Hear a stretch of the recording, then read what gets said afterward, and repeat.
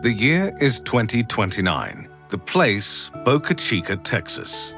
At an exclusive launch station, two towering unmanned rockets called Starships prepare for a 6-month journey into space. Their destination? The cold, barren surface of Mars. Day 1. Two Starships, packed with more than 100 metric tons of cargo, spew fire and smoke as they launch into Earth orbit and begin their journey to the Red Planet. About every 26 months, Earth and Mars make a close approach, creating an optimal window for faster and more efficient interplanetary travel.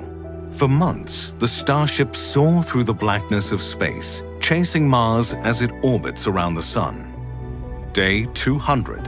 After about 6 months of space travel, the Starships enter Mars orbit and prepare to land in the lowlands of the Arcadia Planitia, chosen for its desirable latitude and elevation.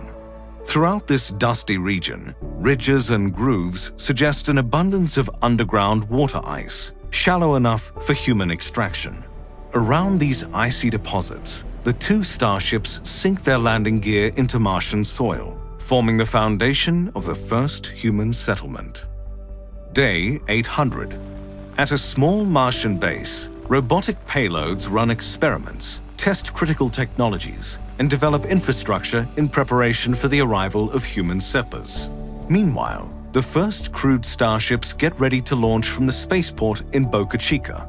On board is a small crew of highly trained scientists and engineers. Other uncrewed Starships transport essential resources and building materials for radiation shields, landing pads, and power stations on Mars. Soon, Earth and Mars make a close approach, and the Starships blast off from the surface of Earth, thus changing the course of human history. Day 1000. For the first time, an astronaut steps foot on Martian soil, an incredible achievement for humankind. One by one, the astronauts emerge from their Starships and walk with light, bounding steps across the planet's surface, protected by spacesuits from the extreme temperatures and unbreathable atmosphere. As the astronauts gaze across an arid Martian landscape, they consider the unique gravity of their situation, the dangers they'll face on their journey, and the incredible distance between them and their home planet. If something goes wrong, it could take a long time, potentially up to 26 months, before any help or supplies arrive from Earth. To survive on Mars, they must use every resource at their disposal, most importantly the underground deposits of water ice. Water molecules in the ice, when heated with microwaves, detach from the soil in the form of water vapor, which can be condensed and stored as a usable liquid. This valuable resource would satisfy basic human needs, enable agriculture, and maintain critical life support systems.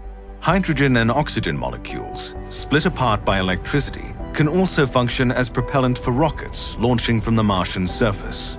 Using other local or in-situ resources, astronauts may experiment with 3D printing to create helpful tools, building materials, and other specialty parts. These and other processes may be powered by light energy. Though less abundant than on Earth, sunlight is still a plentiful source of energy on the surface of Mars. Arrays of solar panels generate enough electricity to run sensors and maintain life support systems inside the cabins of each Starship, creating warm, pressurized environments shielded from dangerous solar wind and cosmic radiation. Once grounded, each Starship performs many functions, serving as both research labs and temporary habitats for the first settlers on Mars. Inside one of these Starships, the first designer plants grow in soil-free hydroponic systems. Researchers also experiment with fertilizers that may allow tough plant species to take root in Mars's volcanic soil. Over time, the first astronauts on Mars gradually acclimate to the planet's lower gravity, which can wreak havoc on the human body. Some also struggle with common physiological problems experienced after a long space journey, like muscle weakness and bone loss. The psychological impact of living on Mars also takes its toll, as the first of many planet-wide dust storms sweeps across the surface, engulfing the entire landscape and trapping astronauts inside their cabins for days on end. Meanwhile, on Earth, Dozens more starships are built, tested, and prepared for crewed and robotic missions to Mars. Once the first humans walk on the Red Planet, public interest in interplanetary travel may increase, potentially bringing an influx of money and a wave of people eager to experience life elsewhere in the solar system. Day 2000. Another group of crewed starships enters Mars orbit and lands at Mars Base Alpha, now a cluster of grounded rockets. A second team of Martian settlers, including botanists and architects, steadily developed the outpost into a web of dome structures printed from in situ resources. Some of these structures, dedicated to generating resources, contain small indoor farms.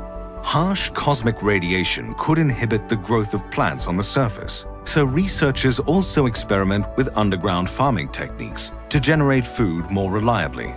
Other dome structures function as permanent habitats, borrowing electronics and life support systems from grounded starships. Over time, settlers learn to print materials and grow their own food, reducing their dependence on supplies from Earth. Day 3750. The population of Mars Base Alpha has grown to over 100 people, including astronauts from multinational space agencies, both private and government-operated. Along with more settlers, new species of plants and bacteria begin to thrive at the Martian base. Experimental research is conducted on sustainable food sources, including hardy vegetables like onions and potatoes.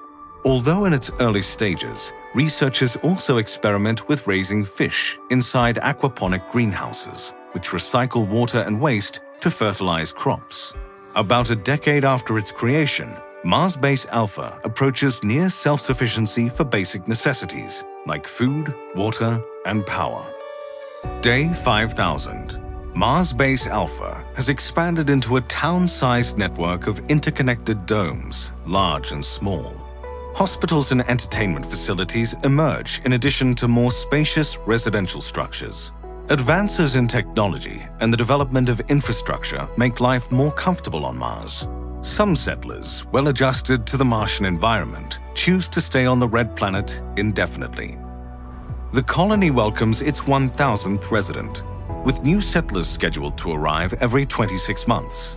The number of starships, each carrying 100 passengers, steadily increases at each consecutive launch window, expanding the accessibility of interplanetary travel. However, the population is quickly outgrowing the base's limited infrastructure. To solve this problem, during the next close approach, a tunnel boring machine is transported to Mars. Over many weeks, the boring machine carves infrastructural tunnels and resource pipelines between drilling sites, research labs, and residential domes. These underground tunnels protect workers from radiation while streamlining essential functions like transportation, construction, and manufacturing. To keep up with the expanding infrastructure, settlers must meet increasing energy needs through new forms of power generation. In the early years, most electricity on Mars may come from light energy harnessed by solar panels, but a more diverse system may be required to sustain the base long-term. Plans are drawn up for the first Martian nuclear power plant, a substantial project that may take years or even decades to build. Once completed, a nuclear plant may generate enough power to support human expansion on Mars for decades or more. Day 7500. A new political system governs the growing Martian population and combats problems specific to life on Mars. Broad enhancements to spacesuits increase human mobility across the Martian landscape, and electric rovers, designed to navigate steep grooves and craters, carry settlers to other regions of the Red Planet. New mining operations harvest water ice from the glacial networks of Deuteronomus Mensae. Daring researchers scale the rocky slopes of Olympus Mons, the largest known volcano in our solar system.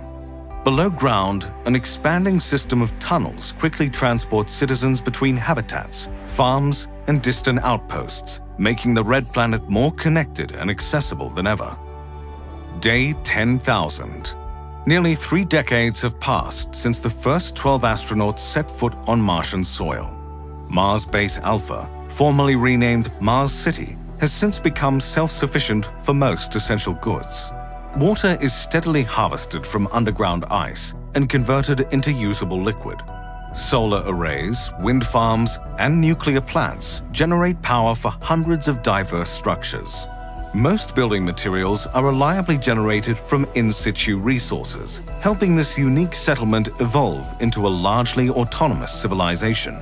If Mars City was suddenly cut off from Earth, its progression might slow down, but its many residents would survive and prosper. Mars City is now home to the first generation of children born directly on Mars. Martian schools teach these children and the many others migrating from Earth how to contribute to the larger interplanetary community. As a generation of Martians spread their wings, a mass migration begins on Earth. Millions of everyday people dream of what life might be like on the Red Planet. Many eagerly await a fresh start in this brand new world of opportunity. Before the next close approach, Mars City prepares to welcome tens of thousands of new settlers, cementing Mars as a second home for our growing species. There's no telling exactly what the future holds, especially on another planet. Any number of factors, like disaster or disease, could disrupt the progress or expansion of an extraterrestrial settlement. But if we succeed, a self-sufficient civilization on Mars may exist only 10,000 days later.